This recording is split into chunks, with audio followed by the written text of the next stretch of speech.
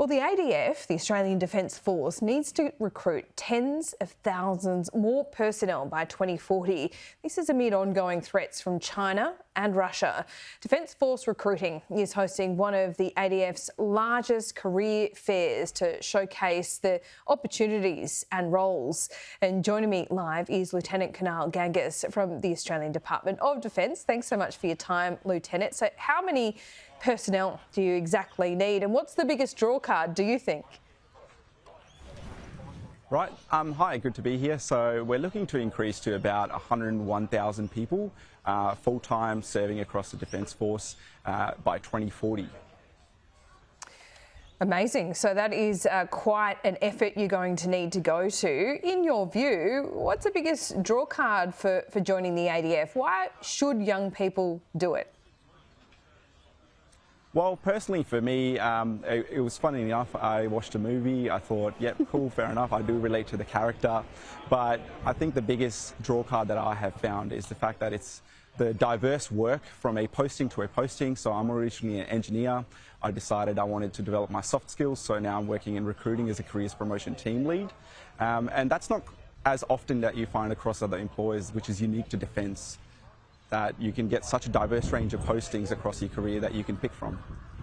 Amazing. So what was the movie? Are you willing to divulge that? Could I hazard a guess that Top Gun may have got a lot of people to want to go into the ADF? Well, I did enjoy Top Gun a fair bit, to be honest, but funnily enough, it was an Indian movie that convinced me. But yeah, it was Lakshya. Wow, okay, I haven't seen that one. Maybe it would rival Top Gun. I'll check it out. Now, of course, it is something that is quite selfless as well. Going into the public service and the ADF is something that you do for your country as well as yourself. What opportunities have you had in the ADF that you wouldn't have got elsewhere? Well, I got to serve on two ships, HMS Stuart and Ballarat, as the assistance weapons engineer on there. We went to Southeast Asia, travelled through a fair few countries there, Singapore, Malaysia, got to visit Darwin. Just recently I visited Hobart, and that was the final capital city off my checklist. So now I've visited every capital city. I've got friends in every capital city. I can rave on and on about the experiences I've gotten in the ADF, and I don't believe I would have gotten them elsewhere as an engineer. Yeah, that's really, really interesting. And I know before the last election, the then Defence Minister, Peter Dutton, had been flagging this. He foreshadowed this.